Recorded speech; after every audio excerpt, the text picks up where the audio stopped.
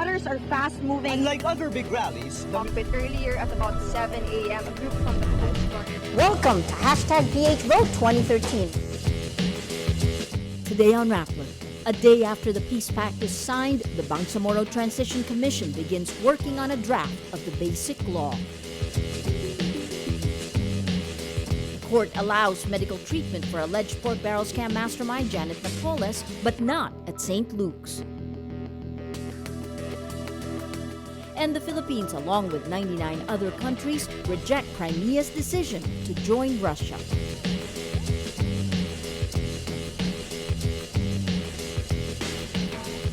Hello, I'm Maria Ressa. Welcome to Rappler, your social news network. After 17 years of negotiations, the Philippines and the Moro Islamic Liberation Front, or MILF, signed the comprehensive agreement on the Bangsamoro Thursday. Now, the hard work of implementation begins. The next step, crafting the proposed law for the Bangsamoro political entity.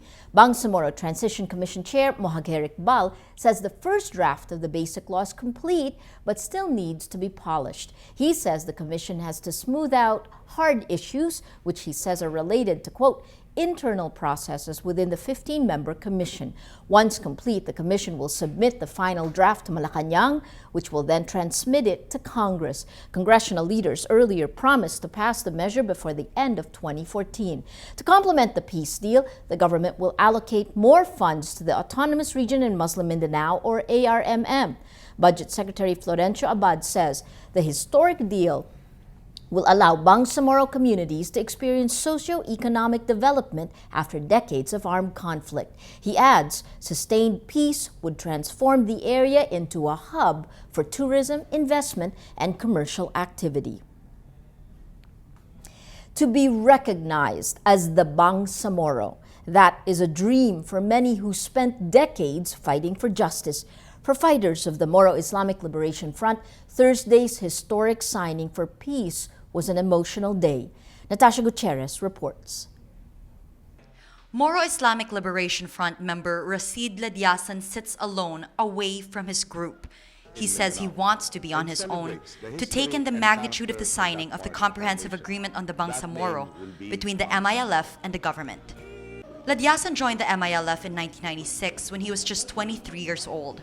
18 years and 4 kids later, he's at a loss for words to explain what he feels.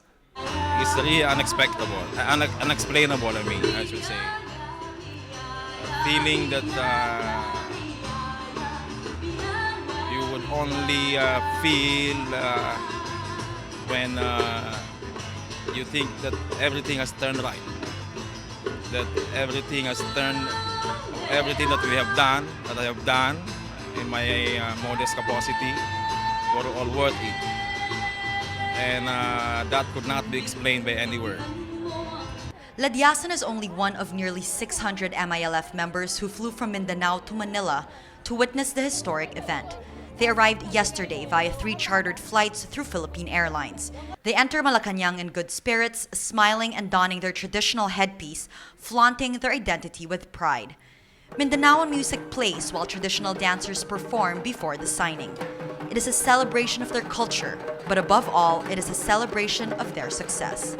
When their leader Alhaj Murad Ibrahim takes the stage, he emphasizes the significance of the signing, which marks the end of their decades-long struggle. The comprehensive agreement of the Bangsamoro finally brings with it the restoration of the identity, powers, and resources of the Bangsamoro.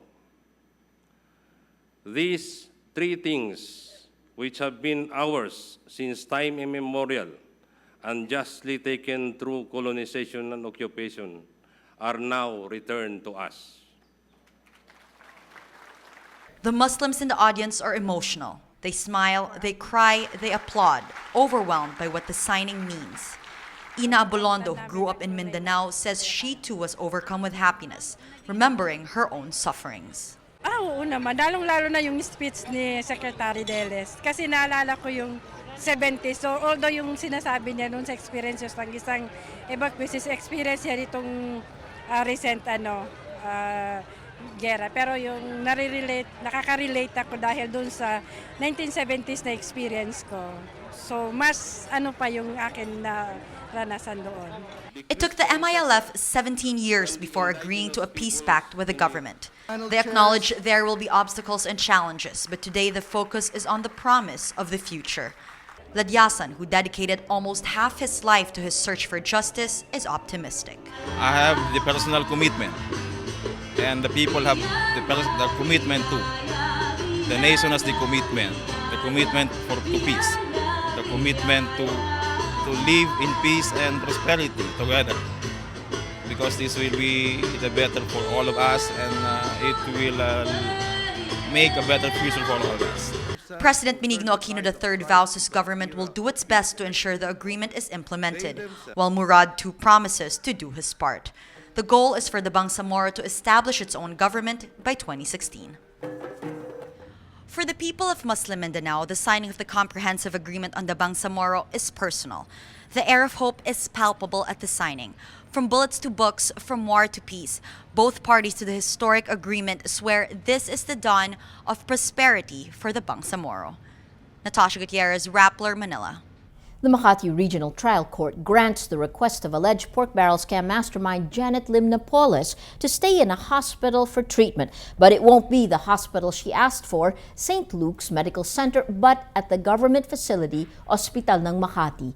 In a radio interview, Clerk of Court Josepha Valencia says the court chose the government hospital because the prosecution opposed St. Luke's. Napoles' counsel says the cost of her treatment will be shouldered by her relatives. Her doctors say her treatment and possible surgery may cost up to 70,000 pesos. On Friday, Napoles asked the court to allow her to go through surgery because of a myoma discovered in her uterus. Napoles' lawyers say their client does not want to be confined in a government facility because of a bad experience at the Camp Crimea General Hospital. China warns the Philippines about, quote, further damage to their ties days before the deadline for a historic pleading on maritime territorial disputes. The Philippines is set to file before an international court on Sunday its written pleading or memorial that will contest China's claims to the South China Sea. But Chinese Foreign Ministry spokesman Hong Lei says China will, quote, never accept nor participate in the international arbitration unilaterally initiated and pushed by the Philippines. He says China's resolve to defend its territory is unswerving. Observers warn about a possible backlash from China, which may include the possible sabotage of power distribution. Former Interior Secretary Rafael Anunan says the State Grid Corporation of China owns 40% of the National Grid Corporation of the Philippines, or NGCP. Alunan adds, because they control the distribution of power throughout the grid from Luzon to Mindanao, they also have the capability of sabotaging our economy by shutting off the power. But the Philippines shrugs off China's warning. Foreign Secretary Albert Del Rosario says the Philippines is, quote, fully committed to the memorial. For our social media post of the day, Filipinos are rallying behind the government's defiance of China's warning. Louis N. Reyes says if China wants negotiation, they should pull out their armed forces from the disputed island seas. Ana Lapay says, let the rule of law speak for itself. Intimidation and threat will not work. Bring it on legally. Responding to reports that China owns 40% of the National Grid Corporation of the Philippines, Mon Mayuga says the Chinese should have not been allowed to own any public utility company which they can use to blackmail us. The Philippines joins 99 other countries in rejecting Crimea's decision to break away from Ukraine and join Russia. In an overwhelming vote, 100 countries in the United Nations General Assembly reject Crimea's referendum and refuse to recognize Russia's annexation of the peninsula. More than 20 countries abstained in the vote. The Foreign Affairs Department says the Philippines voted to support the UN General Assembly, quote, based on its principal position on sovereignty, territorial integrity, rule of law, and peaceful settlement of disputes. Ukraine urged the international community to back the resolution, hoping the show of support would ward off Russian intervention in its territory. Acting Ukrainian Foreign Minister Andriy Deshtisha says it sends an essential message that the international community will not allow what has happened in Crimea to set a precedent to further challenges to our rules. Let's now look at Rappler's Wrap for today, a list of the 10 most important events around the world you shouldn't miss. At number 4, While Filipinos celebrate the Bangsamoro Agreement, U.S. investigators try to establish if California State Senator Leland Lee traded weapons with Philippine Muslim rebel groups. Yi was arrested in his office in Sacramento, California on charges of public corruption and trafficking firearms. An affidavit complaint says the senator was allegedly proactive in illegal arms trading with both Russian organized crime groups and what they described as Muslim rebel groups in the southern Philippines. At number 5, Turkey bans YouTube after the video sharing website was used to leak incriminating audio files from a state security meeting. The recording reportedly had senior Turkish government, military, and spy officials discussing possible military action in Syria. Prime Minister Recep Tayyip Erdogan blames his political opponents for leaking the recording. And at number 8, U.S. President Barack Obama and Pope Francis agree on a common commitment to fight human trafficking. In a statement, the Vatican says Obama and the Pope emphasized the need for international law to be respected in conflict zones around the world and for a, quote, negotiated solution between the parties involved. Political observers say Obama's meeting with the Pope would be a bid to boost his support among Catholic voters. For the full top 10, visit Rappler.com's The Wrap. Every story on Rappler has a mood meter which gives you 8 emotions to choose from. Click how you feel and your vote comes down to the mood navigator in the middle of the front page that crowdsources the mood of the day. It also gives you the top 10 stories that have affected our readers and viewers the most emotionally. If you take a look, these 10 stories have gotten the most number of votes on their mood meter. It's a red and green day. You see the green, meaning happy, still having to do with the historic signing of the peace pact. Bangsamoro deal calls for a feast. And this story, the Philippine Air Force, a joke no more, gets fighter jets. The story that's gotten the red, this one, China warns Philippines about further damage to ties. 12% annoyed, 78% angry. That's in the international stage, but here at home, the story that's gotten the most number of votes on the mood meters, closer to home, Quezon City Road closed for Iglesia event. 13% annoyed, 74% angry. That red bringing out the mood of the day. Today, most people are angry. That is Rappler's newscast for today, Friday, March 28, 2014. Visit Rappler.com and watch our newscast Monday to Friday. Tell us how you feel on our mood meter and help us crowdsource the mood of the day. I'm Maria Ressa. As we say at Rappler, tomorrow begins today.